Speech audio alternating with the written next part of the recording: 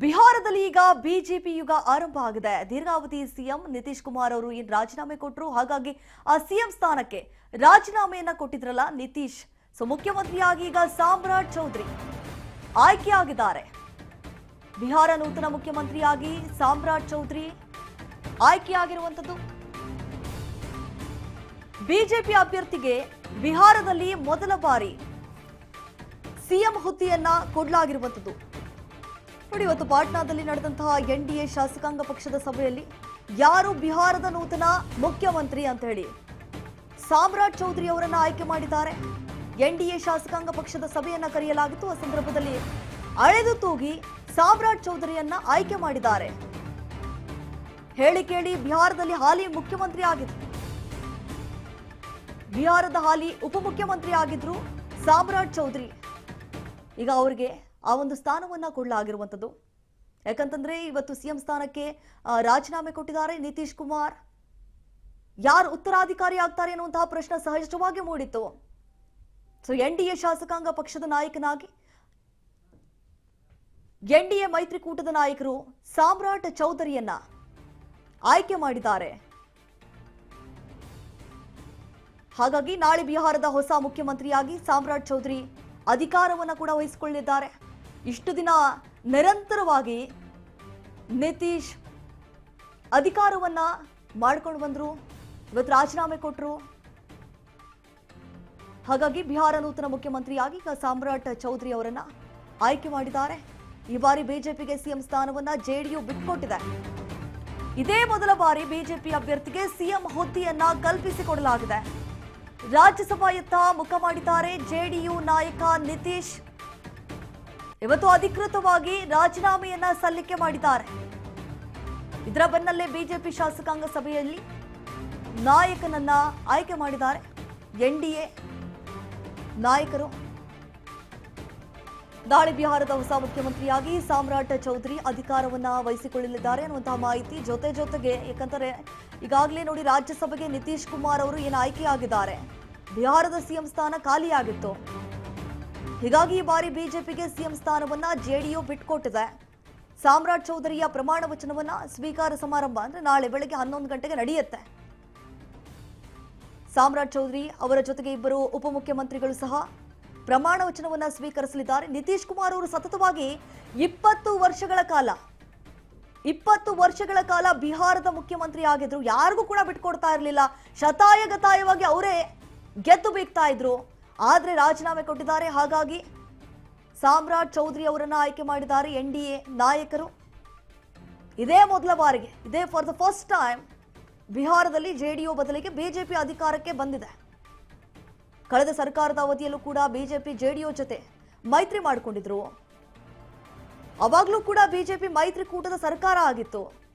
ಆದ್ರೆ ಈಗ BJP ನಾಯಕನೇ CM ಆಗ್ತಾ ಇರೋದ್ರಿಂದ ಅಧಿಕೃತವಾಗಿ ಬಿಹಾರದಲ್ಲಿ ಬಿಜೆಪಿ ತನ್ನ ಖಾತೆಯನ್ನ ಈಗ ಮತ್ತೆ ಓಪನ್ ಮಾಡದಂಗೆ ಆಗಿದೆ. ಸೊ ಹಾಗಾಗಿ ನಾಳೆ ಪ್ರಮಾಣ ವಚನವನ್ನು ಸ್ವೀಕರಿಸಲಿದ್ದಾರೆ ಬೆಳಗ್ಗೆ 11 ಗಂಟೆ ಸುಮಾರಿಗೆ. ಇವತ್ತು ಶಾಸಕಾಂಗ ಪಕ್ಷದ ಸಭೆಯನ್ನ ಕರೆಯಲಾಗಿತ್ತು. ಈ ಸಂದರ್ಭದಲ್ಲಿ ಘಟಾನುಘಟಿ ನಾಯಕರು ಕೂಡ ಭಾಗಿಯಾಗಿದ್ರು ಈ ಒಂದು ಸಭೆಯಲ್ಲಿ. ಹಾಲಿ ಉಪಮುಖ್ಯಮಂತ್ರಿ ಆಗಿದ್ದಂತಹ ಸಾಮ್ರಾಟ್ ಚೌಧರಿ ನಿತೀಶ್ ಕುಮಾರ್ ಅವರ ಸ್ಥಾನಕ್ಕೆ ಈಗ ಚೌಧರಿ ಅವರನ್ನ ಆಯ್ಕೆ ಮಾಡಿದ್ದಾರೆ. ಸಿಎಂ ಸ್ಥಾನದ ರೇಸ್ನಲ್ಲಿ ನಿತ್ಯಾನಂದ ರಾಯ್ ಹೆಸರು ಕೂಡ ಇತ್ತು. ಕೇಂದ್ರ ಗೃಹ ಖಾತೆ ಸಹಾಯಕ ಸಚಿವ ನಿತ್ಯಾನಂದ ರಾಯ್ ಬಿಜೆಪಿ ಮತ್ತು ಜೆಡಿಯು ಶಾಸಕಾಂಗ ಪಕ್ಷದ ಸಭೆಯಲ್ಲಿ ಒಂದು ಮಹತ್ವದ ನಿರ್ಧಾರವನ್ನ ಕೈಗೊಂಡಿದ್ದಾರೆ. ಸೊ ಫೈನಲಿ ಸಾಮ್ರಾಟ್ ಚೌಧರಿ ಅವರನ್ನ ಅಳೆದು ತೂಗಿ ಆಯ್ಕೆ ಮಾಡಿದ್ದಾರೆ. ಏಪ್ರಿಲ್ 15ರಂದು ನೂತನ ಸಿಎಂ ಆಗಿ ಚೌಧರಿ ಪ್ರಮಾಣ ವಚನವನ್ನ ಸ್ವೀಕರಿಸಲಿದ್ದಾರೆ. ಪ್ರಧಾನಿ ಮೋದಿ, ಕೇಂದ್ರ ಗೃಹ ಸಚಿವರಾಗಿರುವಂತಹ ಅಮಿತ್ ಶಾ ಅವರು ಕೂಡ ಭಾಗಿಯಾಗುವಂತಹ ಸಾಧ್ಯತೆ ಇದೆ. ಜೊತೆಗೆ ಉಪಮುಖ್ಯಮಂತ್ರಿಗಳು ಕೂಡ ನಾಳೆ ಪ್ರಮಾಣ ವಚನವನ್ನ ಸ್ವೀಕರಿಸಲಿದ್ದಾರೆ. ನಾಳೆ ಬೆಳಗ್ಗೆ 11 ಗಂಟೆ ಸುಮಾರಿಗೆ ಅನ್ನುವಂತಹ ಮಾಹಿತಿ ಇದೆ. ಸೊ ಆ ಸಂದರ್ಭದಲ್ಲಿ ಪ್ರಧಾನಿ ನರೇಂದ್ರ ಮೋದಿ, ಕೇಂದ್ರ ಗೃಹ ಸಚಿವರಾಗಿರುವಂತಹ ಅಮಿತ್ ಶಾ, ಕೆಲವೊಂದಿಷ್ಟು ನಾಯಕರುಗಳು ಕೂಡ ಭಾಗಿಯಾಗಲಿದ್ದಾರೆ. ಇಷ್ಟು ದಿನ ಜೆಡಿಯು ಮತ್ತು ಬಿಜೆಪಿ ಎನ್ಡಿಎ ಏನಿದೆ, ಇಬ್ಬರು ಕೂಡ ಮೈತ್ರಿ ಮಾಡಿಕೊಂಡಿದ್ರು. ನಿರಂತರವಾಗಿ 20 ವರ್ಷಗಳ ಕಾಲ ಆಡಳಿತವನ್ನ ನಡೆಸಿದವರು ನಿತೀಶ್ ಅವರು. ಸೊ ಹಾಗಾಗಿ ಇವತ್ತಿನ ಒಂದು ಸಭೆಯಲ್ಲಿ ಮಹತ್ವದ ತೀರ್ಮಾನವನ್ನು ಕೂಡ ಕೈಗೊಂಡಿದ್ದಾರೆ. ಯಾವಾಗ ನಿತೀಶ್ ಅವರು ರಾಜೀನಾಮೆ ಕೊಟ್ಟರು, ಮತ್ತೆ ಆ ಸ್ಥಾನಕ್ಕೆ ಯಾರು ಸೂಕ್ತ, ಯಾರು ಚೆನ್ನಾಗಿ ಕೆಲಸ ಮಾಡಬಹುದು, ಸೊ ಅಳೆದು ತೂಗಿ ಈಗ ಫೈನಲಿ ಸಾಮ್ರಾಟ್ ಚೌಧರಿಗೆ ಸ್ಥಾನವನ್ನ ಕೊಟ್ಟಿದ್ದಾರೆ. ನಿತ್ಯಾನಂದ ರಾಯ್ ಅವರು ಕೂಡ ಮುಂಚೂಣಿಯಲ್ಲಿದ್ರು, ಅಟ್ಲೀಸ್ಟ್ ನಮ್ಗೆ ಸಿಗಬಹುದಾ ಅನ್ನುವಂತಹ ಲೆಕ್ಕಾಚಾರ ಕೂಡ ಇತ್ತು. ಆದ್ರೆ ಈಗ ಅಳೆದು ತೂಗಿ ಬಿಜೆಪಿ ಮತ್ತು ಜೆಡಿಯು ಸಾಮ್ರಾಟ್ ಚೌಧರಿಯನ್ನ ಆಯ್ಕೆ ಮಾಡಿದ್ದಾರೆ.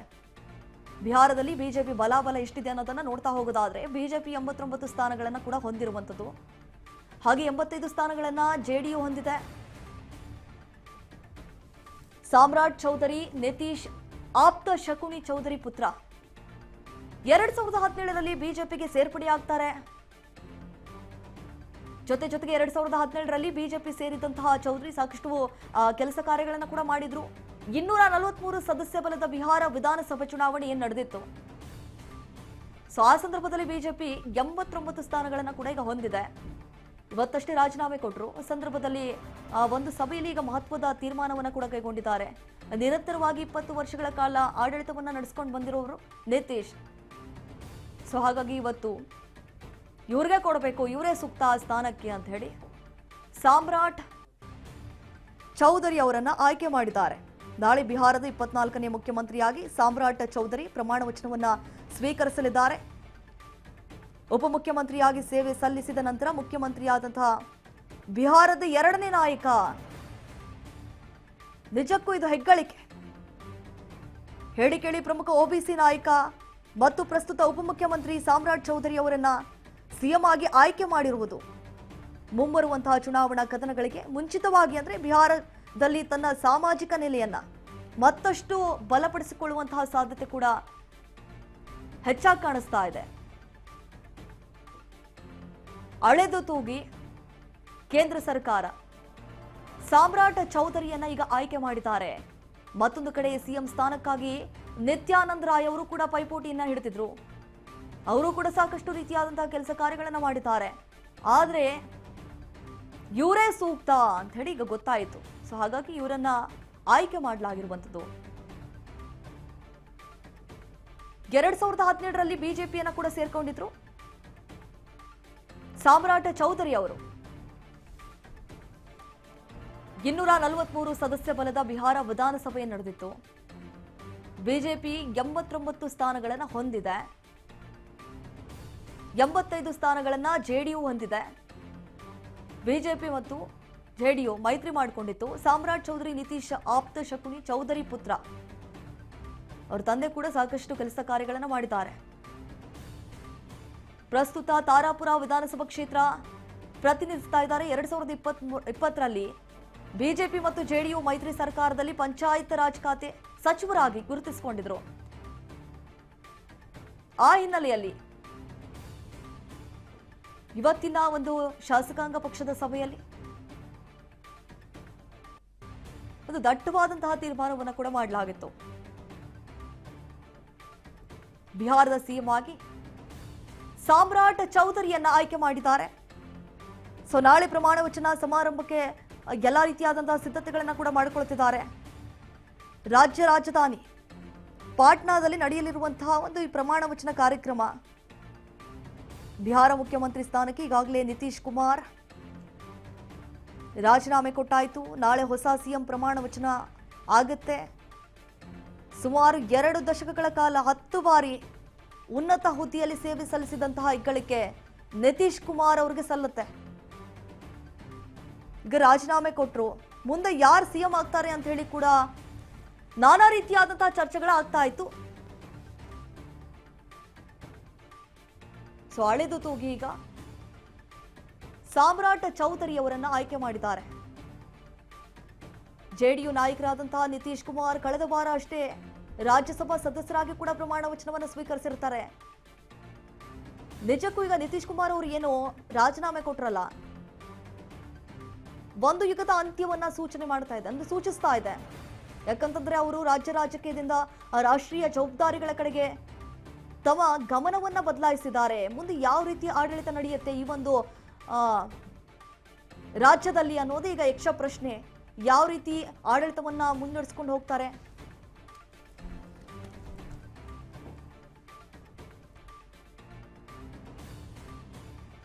ಸೊ ಅಂತಿಮವಾಗಿ ಸಾಮ್ರಾಟ್ ಚೌಧರಿ ಅವರನ್ನ ಆಯ್ಕೆ ಮಾಡಿದ್ದಾರೆ. ಏಪ್ರಿಲ್ 15ರಂದು ನೂತನ ಸಿಎಂ ಆಗಿ ಚೌಧರಿ ಪ್ರಮಾಣ ವಚನವನ್ನ ಸ್ವೀಕರಿಸಲಿದ್ದಾರೆ.